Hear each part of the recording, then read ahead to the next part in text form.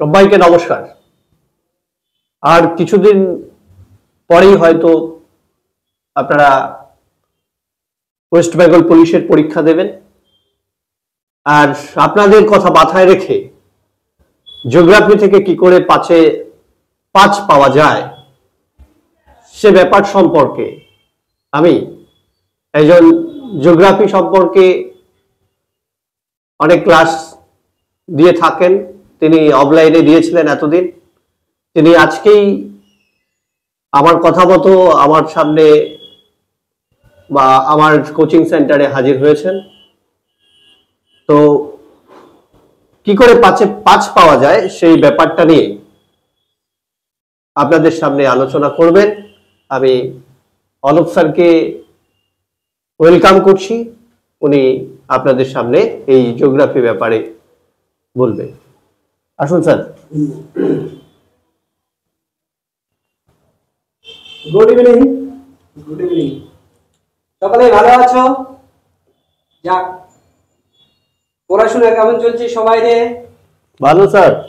তো পড়াশোনা তো চালিয়ে যেতে হবে, সামনে আমাদের এক্সাম আছে, ডাব্লিউবি, কলকাতা পুলিশ, আরো এছাড়া অনেক কিন্তু আমাদের হচ্ছে মেন ফোকাস করতে হবে সামনে ডাব্লিউবি, কলকাতা পুলিশ। হ্যাঁ হ্যাঁ স্যার। আমরা মেন দেখেছি ডাব্লিউবি পুলিশ থেকে আমাদের যে জিওগ্রাফি পোরশন পার্টটা থেকে কি ধরনের কোশ্চেন আসে সেই সমস্ত বিষয় নিয়ে আজকে আলোচনা করব।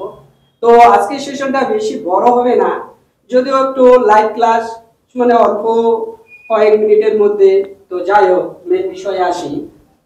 তো আমরা দেখেছি বিগত কয়েক বছর থেকে যে ডাব্লিউবি যে কোশ্চেন প্যাটার্নটা করতেছে বা তার যে লেভেলটা দিনের দিন আমরা দেখে যাচ্ছি যে আগের লেভেলের থেকে এখন একটু লেভেলটা বা কোশ্চেন প্যাটার্নটা অনেকটা চেঞ্জ করে দিচ্ছে, তাই না? যেমন আমরা এর আগে যে প্রিভিয়াস ইয়ার্সের কোশ্চেন গুলো যদি আমরা দেখি, তাহলে দেখি যে ওয়েস্ট বেঙ্গল জিওগ্রাফি থেকে 5 এবং ইন্ডিয়ান জিওগ্রাফি থেকে 2-3, টোটাল সব মিলে আমাদের দেখি 8 বা 5 এরকম একটা ওরা কোশ্চেন সেট করে। তো চাকরি পাওয়া গেলে এক নম্বরেই কিন্তু আমাদের ভাগ্যকে খুলিয়ে দেয়, ভাগ্যের দ্বার খুলিয়ে দেয়, এটা সবাই জানি। যাই হোক, যে সমস্ত পার্টগুলো থেকে এক্সামিনার কোশ্চেন করে আর আমাদের সেই সমস্ত পার্টগুলো থেকেই আমাদের পড়তে হবে, কারণ জিওগ্রাফি তো একটা হিউজ পরিমাণ সাবজেক্ট। হ্যাঁ স্যার, ওটাই বলছি, কারণ আমাদেরও তো পরীক্ষায় পাশ করা দরকার, অনেকদিন ধরেই খাটি, কিন্তু একজন ভালো স্যারের দরকার ছিল, তাই আজকে আমরাও আপনার ক্লাসে এসেছি। স্যার, যদি বলেন কি করে আমরা 5 বা 7 বা 8 নাম্বার পাবো, সেই বিষয়টা কথায় কথায় গুরুত্ব দিতে হবে স্যার, একটু যদি বলেন। যেমন আমরা যদি ওয়েস্ট বেঙ্গল জিওগ্রাফি থেকে যদি আমরা দেখি যে প্রতি বছর একটা কোশ্চেন করে হচ্ছে ডিস্ট্রিক্ট গুলো থেকে। যেমন ধরুন এখন হচ্ছে মানে প্রেজেন্ট ওয়েস্ট বেঙ্গলের ডিস্ট্রিক্ট কয়টা, বিভাগ কয়টা, যেটা আমরা হচ্ছে বিভাগ দেখি, ডিভিশন দেখি, সেই জায়গাগুলো থেকে একটা কোশ্চেন পাই। যেমন হচ্ছে ধরেন যে উত্তর দিনাজপুর জেলাকে ভেঙে কবে উত্তর দিনাজপুর, দক্ষিণ দিনাজপুর করা হলো, এবং দেখি যে 21তম জেলা হিসাবে কোনটা ঘোষণা করা হলো, নিউ জেলা হিসাবে কোনটাকে ঘোষণা করা হলো।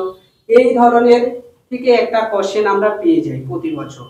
এছাড়া আমাদের যে ওয়েস্ট বেঙ্গল জিওগ্রাফি যখন পড়বো, ওয়েস্ট বেঙ্গল জিওগ্রাফির মধ্যে যে আমাদের ডিস্ট্রিক্ট ওয়াইজ মধ্যে আমরা কিছু কিছু জায়গায় দেখি যে আঞ্চলিক কিছু লোকনৃত্য রয়েছে এবং কিছু ফোক ড্যান্স রয়েছে। যেমন আমরা প্রতি বছর প্রায় অনেক এক্সামে আমরা এই কোশ্চেনটা পেয়ে থাকি যে হচ্ছে তোমাদের কি বলে যে পুরুলিয়ার ছৌ নাচ, এটা আমাদের পরীক্ষায় অনেকবার এসেছে যে ছৌ নাচ কোন ডিস্ট্রিক্টে ফেমাস, এটা আমরা দেখেছি। দ্বিতীয়ত আমরা দেখেছি গম্ভীরা খেলা কোন ডিস্ট্রিক্টে এটা ফেমাস। এছাড়া ডিস্ট্রিক্টের মধ্যে কিছু কিছু ডিস্ট্রিক্টে আমরা দেখতে পাবো সেই জায়গাটায় আমরা যেমন হচ্ছে লোকনৃত্য, নাচ, এই জায়গাটাকে ফোকাস করব। দ্বিতীয়ত আমরা পড়বো ওয়েস্ট বেঙ্গলের রিভার, যেটা আমরা নদী বলি, যে ওয়েস্ট বেঙ্গলের নদী থেকে আমরা প্রতিবার একটা কোশ্চেন পেয়ে থাকি। দেখবে তোমরা প্রিভিয়াস ইয়ার্সের কোশ্চেনগুলা গতবারও এসেছে না? হ্যাঁ স্যার, হ্যাঁ হ্যাঁ হ্যাঁ। তো সেই জায়গাগুলোকে, নদীগুলোকে মেন আইডেন্টিফাই করতে হবে যে ওয়েস্ট বেঙ্গলের সবচেয়ে বড় নদী কোনটা, পূর্ব পাটে কোন নদী গেল, পশ্চিম পাটে সীমানা কোন নদীতে থাকলো, দক্ষিণ ভারতে কোন মানে সরি যে দক্ষিণ ওয়েস্ট বেঙ্গলে আমাদের নদী সবচেয়ে এরকম, এবং নদীদের উৎপত্তি স্থল দেখতে হবে কোথায় গিয়ে পড়তেছে, তার শাখা নদী। এছাড়া নদীর সাথে সাথে পড়তে হবে ড্যাম গুলো, যেমন হচ্ছে বাঁধ গুলো। আমরা যেমন ময়ূরাক্ষী বাঁধ পাই, ফারাক্কা বাঁধ পাই। এছাড়া যেমন ফারাক্কা বাঁধটা কি কারণে দেওয়া হয়েছে, ফারাক্কা বাঁধের জল কোন দেশে যাচ্ছে, সে একটা বিষয়। আরেকটা জিনিস এখান থেকে বলবো যে নদীগুলোর হচ্ছে ডাক নাম আছে। আমরা যেমন পাই তিস্তাকে আমরা যেমন হচ্ছে কি কি নামে চিনি, ত্রাসের নদী বলি, যেমন আমরা একটা ত্রাসের নদী বলি, সেরকম অনেক নদী আমাদের রয়েছে। এবার আরেকটা বিষয় এখানে দেখতে হবে যে নদীগুলো যখন যাচ্ছে বা প্রবাহিত হচ্ছে তখন যে পার্শ্ববর্তী যে শহরগুলো রয়েছে সেখান থেকেও কোশ্চেন আসে। একদম যেমন স্যার, হ্যাঁ আমরা স্যার। দেখেছি যে তিস্তা করলা কোন শহরের পাশ দিয়ে গেছে বা কোন উল্লেখ করে দেয়, অপশন দিয়ে দেয় ওরা, এক্সামিনার অপশন দেয়, এতে দিল ধরো যে শিলিগুড়ি, জলপাইগুড়ি, কোচবিহার এরকম দিয়ে দেয়। হ্যাঁ হ্যাঁ স্যার, যেমন তারপর আমরা যে শিলিগুড়ির পাশ দিয়ে কোন নদী গেছে সেরকম একটা কোশ্চেন, মালদার পাশ দিয়ে কি গেছে, উত্তর দিনাজপুরের দিকে কি নদী গেছে, এই সমস্ত একটা। স্যার এটা তো পশ্চিমবঙ্গ গেল স্যার, যদি এটা ভারত পশ্চিম- থেকে আসে, ভারত হ্যাঁ বলছি, ওটা বলছি। তো এটা গেল পশ্চিমবঙ্গের নদ-নদী। দ্বিতীয়ত দেখতে হবে পশ্চিমবঙ্গের হচ্ছে পাহাড় পর্বত। যেমন পশ্চিমবঙ্গের সবচেয়ে বড় পাহাড় কোনটা, সবচেয়ে বড় ইসে সন্দাক্ষ আছে। এছাড়া আমরা হচ্ছে এই পাহাড়গুলোকে অনেক সময় এক্সামিনার দেয় যে এই পাহাড়গুলোকে হচ্ছে নর্থ থেকে সাউথে সাজাও বা ইস্ট থেকে ওয়েস্টে সাজাতে বলে, বুঝতে পেরেছেন? যেমন ভ্যালুর, শবরগ্রাম, টাইগার হিল এরকম নাম দিয়ে দিল, দিয়ে এক্সামিনার বলছে যে এটাকে সাউথ থেকে নর্থে সাজাও, নলে কোনোবার কোশ্চেন দেয় ইস্ট থেকে ওয়েস্টে সাজাতে বলে। এটা গেল। এবার আরেকটা মেন বিষয়, আমাদের ওয়েস্ট বেঙ্গল জিওগ্রাফি থেকে এক্সামিনার দেখি বারবার একটা কোশ্চেন আমাদের করে, যেখানে হচ্ছে আমরা পাই হচ্ছে ফরেস্ট থেকে, যেমন হচ্ছে ওয়েস্ট বেঙ্গলের কোন ধরনের গাছ বেশি দেখা যায়, এবং হচ্ছে যেমন আমরা এর আগে একটা কোশ্চেন পেয়েছি যে শাল গাছ এটা কোন ধরনের বৃক্ষ। তো এই ধরনের কিছু কিছু, যেমন এবার আবার দেখতে হবে যে কোন ডিস্ট্রিক্টে কোন ধরনের গাছ বেশি জন্মাচ্ছে, এবং হচ্ছে ওয়েস্ট বেঙ্গলের কোন ডিস্ট্রিক্টে চিরহরি দেখতেছি, কোন অঞ্চলে আমরা পর্ণমোচী উদ্ভিদ দেখছি, কোন অঞ্চলে আমরা যেমন সুন্দরবনে আমরা কি কি উদ্ভিদ দেখতে পাচ্ছি সেই ধরনের। এই যে ফরেস্টের সাথে সাথে আমাদের দেখতে হবে যে ফরেস্টের সাথে আমাদের লাগানো কোশ্চেন দিয়ে দেয় অনেক সময় হচ্ছে ন্যাশনাল পার্ক। যেমন ওয়েস্ট বেঙ্গলের কয়েকটা ন্যাশনাল পার্ক আছে, তোমরা সবাই জানো। যেমন অনেক সময় পরীক্ষায় দিয়ে দেয় জলদাপাড়া ন্যাশনাল পার্ক কোন ডিস্ট্রিক্টে। এছাড়া দিয়ে দেয় অনেক সময় হচ্ছে সিঙ্গালীলা ন্যাশনাল পার্ক কোন ডিস্ট্রিক্টে, এরকম দিয়ে দেয়।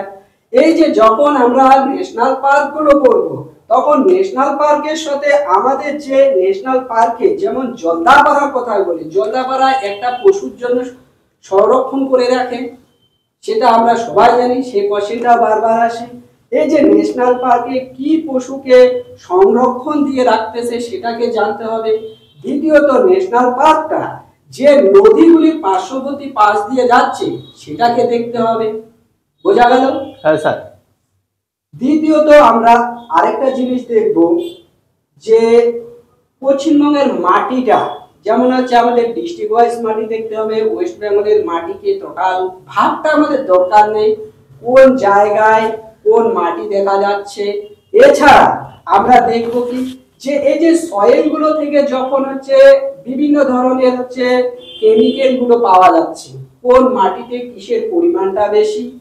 এবং ওয়েস্ট বেঙ্গলের আরেকটা জিনিস আমরা যদি দেখি যে এগ্রিকালচারটার মধ্যে আমরা দেখব কি যে কোন ডিস্ট্রিক্টে কোন এগ্রিকালচার বেশি হচ্ছে। যেমন আমাদের এই কোশ্চেনটা বারবার পাই যে তামাক উৎপাদনে কোন পশ্চিমবঙ্গের কোন জেলায় সবচেয়ে বেশি উৎপাদন হচ্ছে। ডাল, যে কোশ্চেন গুলো দেখো সবাই ধরো যে ধান পাট করে যায়, এক্সামিনার এমন হয়েছে যে স্টুডেন্টদের হচ্ছে নেগেটিভ খাওয়ানোর জন্য ওরা কিন্তু বসে থাকে, বুঝতে পারলেন? হ্যাঁ, যে সমস্ত ওটাই তো করে। জিনিসগুলো মানে আমরা বইয়ের পাতাকে মানে দেখেও সেটাকে পড়তে চাই না, যেমন হচ্ছে ডাল উৎপাদনে কোন ডিস্ট্রিক্ট ফার্স্ট, এই কোশ্চেনটা অনেকবার দিয়েছে। শশা, এগুলা হচ্ছে আনকমন কোশ্চেন, স্টুডেন্ট এগুলা ভাবতে পারে না। সেটাই তো। যারা মানে কয়েক বছরের কোশ্চেন ফলো করে তারা বুঝতে পারবে যে কি ধরনের কোশ্চেন এক্সামিনার করে। এছাড়া আমাদের হচ্ছে আরেকটা জিনিসকে দেখতে হবে যে ওয়েস্ট বেঙ্গলের মধ্যে কয়টা ন্যাশনাল পার্ক, কয়টা হচ্ছে অভয়ারণ্য গেল, আর একটা হচ্ছে আমাদের দেখতে হবে এখানে হাতি সংরক্ষণ দেখতে হবে, তারপর হচ্ছে আমাদের এখানে হচ্ছে রামসার সাইট দেখতে হবে, সুন্দরবনটাকে আমাদের মেন ফোকাস দিতে হবে। সুন্দরবন থেকে দেখলে কোশ্চেন নামায় ওরা, বুঝতে পারলে? প্রায় কোশ্চেন নামায় আমরা দেখি এক্সামিনার।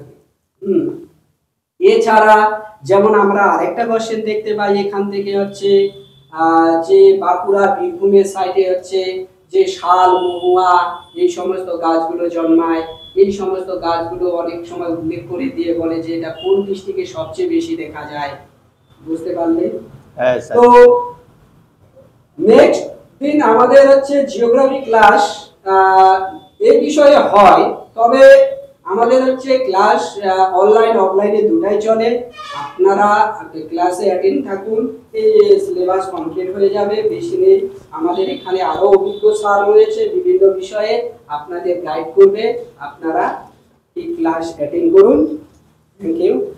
থ্যাংক ইউ স্যার আপনাকেও। আর স্যার সে তো হলো, আর আপনাদের জানিয়ে রাখি যে আমরা এতদিন অফলাইনে ক্লাস দিয়েছিলাম, তো আপনারা আমাদের চ্যানেলটাকে সাবস্ক্রাইব করে রাখবেন। আমরা কিন্তু এখন অনলাইনেও আপনাদের জন্য সহযোগিতায় আসছি। তো